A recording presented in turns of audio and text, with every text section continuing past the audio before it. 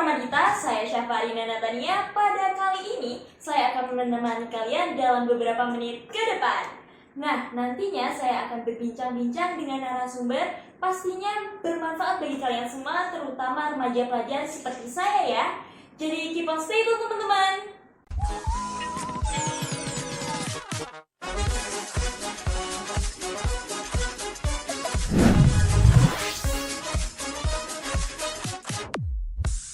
Hey, halo sobat Pramadita, Arin di sini dan kalian lagi dengerin podcast Pramadita. Nah, sudah sekian lama nih kita tidak berjumpa dengan sobat Pramadita.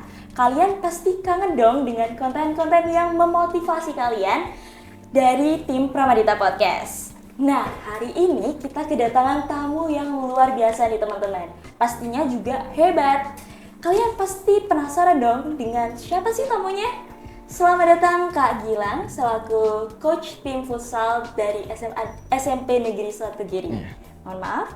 Baik Kak, sebelum memulai perbincangan kali ini, Kakak sedang diundang nih di acara Pramadita Podcast. Terlebih lagi saya ucapkan terima kasih kepada Kak Gilang sudah menyempatkan waktunya untuk berbincang-bincang dengan saya dalam beberapa menit ke depan. Nah, selanjutnya langsung saja ya kita mulai perbincangan kali ini. Kami barusan kemarin kan sudah mengadakan nih kompetisi futsal di Scudetto. Bagaimana sih tanggapan kakak terhadap hal tersebut sebagai sang juaranya nih kemarin? Oke, silakan. Terkait kompetisi yang kemarin diadakan sama OSIS Semanta ya, Pramadita.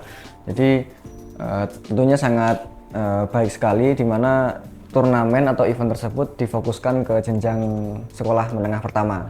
Jadi kan nanti bisa fokus menjadi wadah teman-teman pemain bahkan atlet di jenjang tersebut untuk lebih bisa memaksimalkan di mana keterampilan dan kemampuan mereka dalam pertandingan atau bermain futsal. Jadi khususnya untuk Semanta atau OSIS Pramadita kemungkinan besar atau diharapkan setiap tahunnya bisa menyelenggarakan kegiatan tersebut.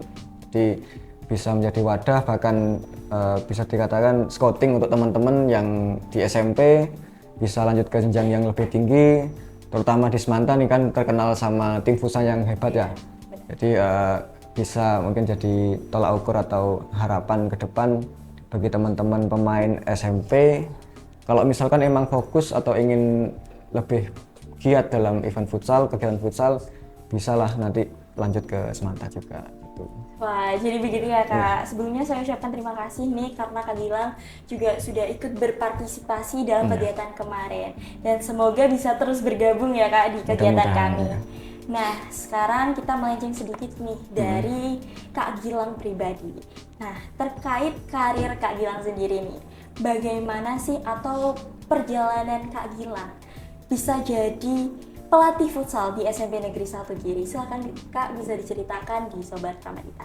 Sebenarnya terkait kenapa bisa menjadi pelatih atau pembina futsal di SMP 1 Giri, nggak ada kesengajaan, dimana ya ikut alur aja karena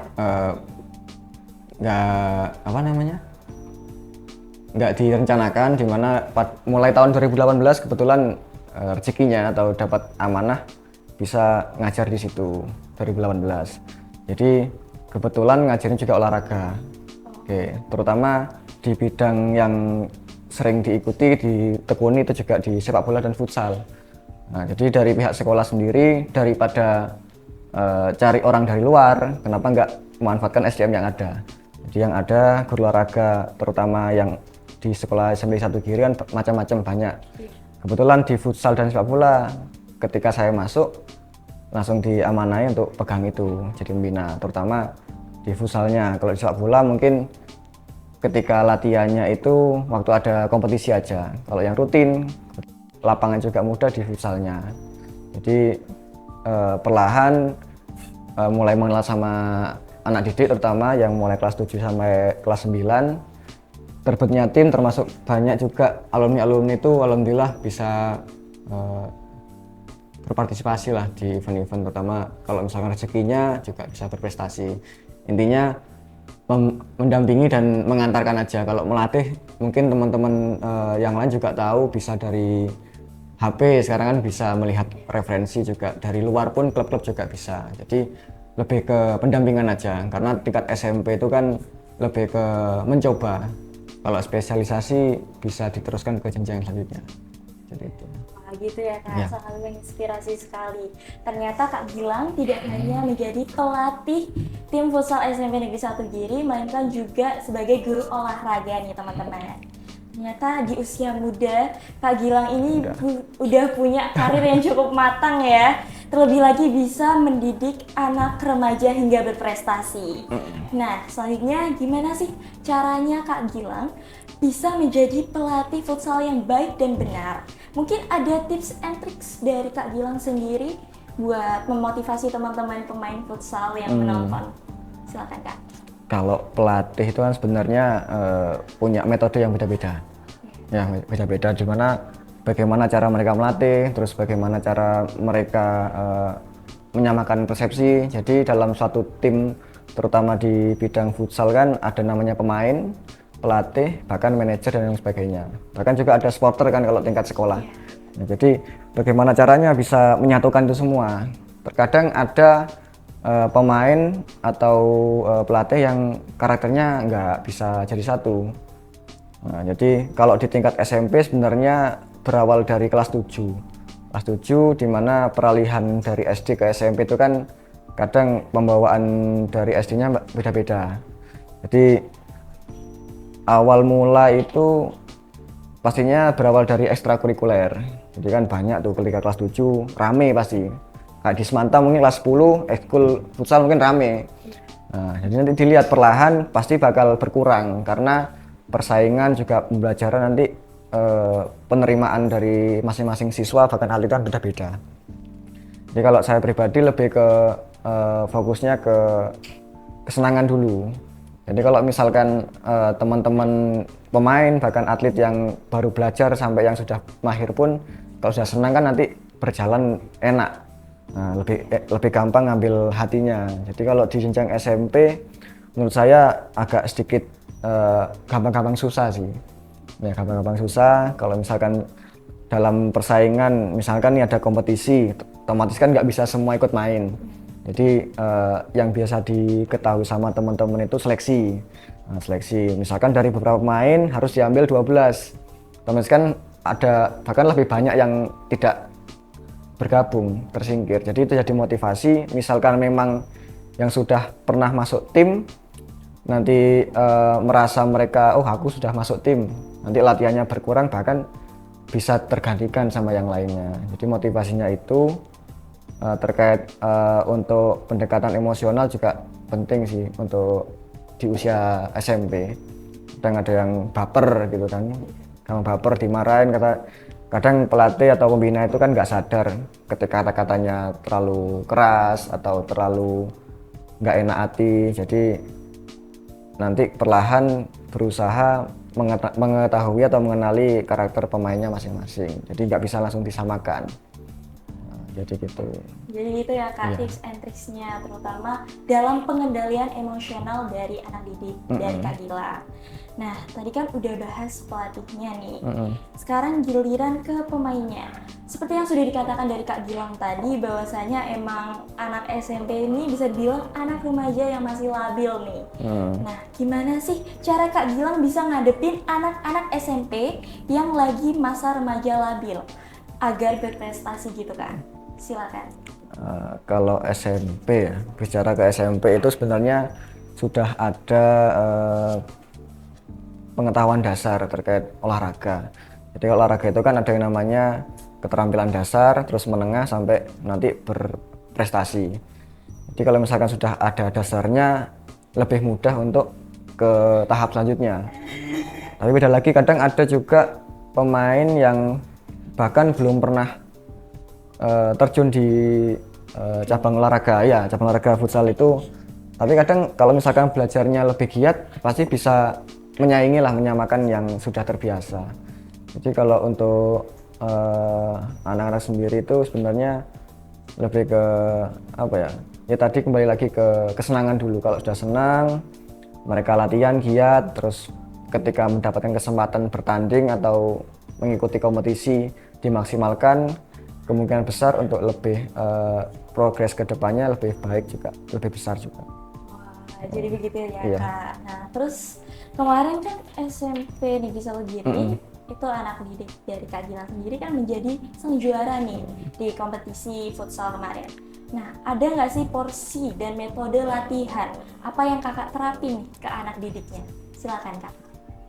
Porsi apa ya? Sebenarnya mungkin hampir sama dengan sekolah-sekolah lain karena kan kita terbentur sama kegiatan yang lain, dimana kalau misalkan ekstrakurikuler itu berjalannya juga 1 minggu sekali biasanya. Nah, kalau terlalu sering biasanya terbentur sama kegiatan yang lain. Jadi kalau menatap kita sudah mendekati kompetisi, biasanya ada porsi latihan yang ditambahi, bukan lebih tapi ditambahi, lebih ke kekompakan. Jadi kadang kan misalkan nih satu tim itu ada 12 pemain, ada salah satu pemain yang nggak datang atau 2 pemain bahkan, itu juga berpengaruh sama hasil pertandingan. Jadi kadang latihan itu digunakan untuk mereka mencoba. Kalau misalkan mencobanya saja nggak full tim, otomatis nanti ketika pertandingan yuk gimana, belum nyoba kok sudah dimainkan, jadi gitu. Oh begitu ya Kak, pasti mereka sangat bersemangat dong. Mudah-mudahan. Dengan porsi latihan dari Kak Gilang untuk diterapin nih ke anak didiknya. Nah selanjutnya apa sih harapan dari Kak Gilang untuk anak didiknya agar bisa berkompetisi lebih tinggi lagi, terutama di cabang futsal nih Kak? Silakan. Untuk teman-teman nih, saya membiasakan panggilnya teman-teman karena biar lebih dapat aja. Jadi kemarin itu, oh ya kebetulan Semanta kan 10 ya kuotanya mainnya 10. Jadi dari 10 pemain itu ada 4 pemain yang sudah kelas 9, dimana nanti mau lanjut ke jenjang yang selanjutnya di SMA. Jadi saya bedakan dimana kalau misalkan pesan untuk pemain yang akan lulus, otomatis kan mereka mulai dari awal lagi. Kalau misalkan berkata atau berbicara tentang jenjang sekolah, jadi ketika mereka sudah SMA kelas 10, otomatis kan mereka menjadi yang paling muda. Yang paling muda, paling kecil lah kan. Jadi nanti ketika ada event kompetisi antar SMA SMK, mereka akan bersaing di internal sekolahnya dulu kalau misalkan yang bergabung sama yang kelas 11, 12. Jadi kalau misalkan emang pengen masuk timnya dan berpartisipasi harus bersaing di situ dulu. Ketika sudah masuk tim juga mereka harus bersaing lagi untuk berprestasi. Karena kalau di tingkat SMA terutama di Banyuwangi kan atmosfernya sangat luar biasa kan. Sangat luar biasa, didukung juga sama teman-teman supporter. Jadi itu saya rasa kalau misalkan sudah memang seneng atau mencintai futsal, pasti motivasinya akan lebih baik. Terus kemudian untuk yang kelas 8 kemarin, kebetulan dari sekolah kita itu SMP 1 Giri pemainnya kelas 8, 9. Sebenarnya ada kelas 7 berapa, cuma terbentur sama yang lain kegiatannya. Jadi yang kelas 8 kemarin tuh harapan saya kalau misalkan kemarin sudah dapat rezeki juara, jadi ya buat motivasi ke depan karena mempertahankan kan lebih susah. Nah, terutama mereka besok naik ke jenjang kelas 9, pasti motivasi lawan yang kemarin bertemu sama tim SMP 1 Giri pasti lebih tinggi lagi, ingin mengalahkan kita. Jadi jangan sampai terlena. Saya harap teman-teman yang kemarin bergabung dan masuk tim harus lebih tinggi lagi motivasinya. Nah, biar bisa mempertahankan tadi. Kalau merebut lebih mudah, ya lebih mudah. Karena jadi terus yang adik kelasnya kelas 7 ya nanti persaingannya harus lebih giat lagi. Karena nanti kan kita membentuk tim yang baru, peninggalan yang kelas 9 4 orang tadi lulus. Jadi itu.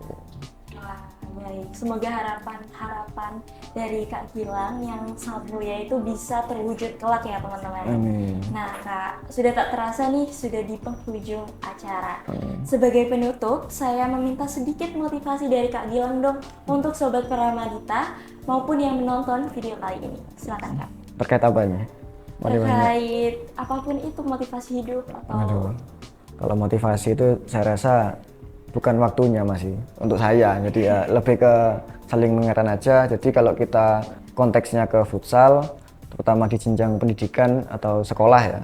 Sekolah. Jadi kan terkadang ini menurut pengalaman juga. Jadi dulu saya juga pernah sekolah, pernah suka sama futsal, bermain juga.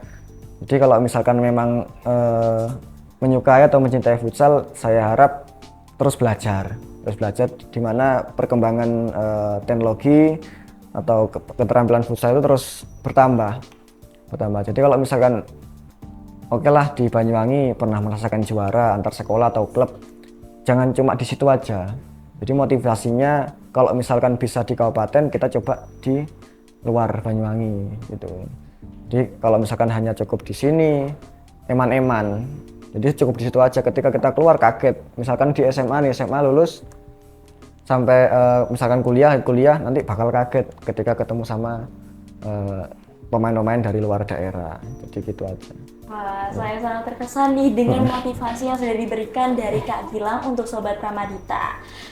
Semoga tak hanya siswa-siswi SMA Negeri 1 Banyuwangi saja, melainkan juga semua generasi penerus bangsa yang menonton pada video kali ini. Nah, terima kasih banyak. Sekali lagi saya ucapkan kepada Kak Gilang sudah menyempatkan waktunya untuk hadir di acara Pramadita Podcast. Terima kasih, Kak. Nah, cukup podcast kali ini ya teman-teman. Sebagai penutup, izinkan saya berpantun terlebih dahulu. Perbaiki atap di atas papan. Genteng rusak berjumlah 8. Mari kita menatap masa depan dengan semangat penuh harapan. Jadi, dari semua pertanyaan yang sudah dibahas dengan jelas, semoga dapat dijadikan inspirasi dan motivasi Sobat Pramadita dalam belajar untuk menjadi generasi emas Indonesia ya. Cukup sekian perbincangan kita kali ini. Sampai jumpa di Pramadita Podcast selanjutnya. Dan Pin, sekarang juga kamu yang teristimewa ada di pojok kanan buku tahunan kita. Sungguh memang kamu yang teristimewa.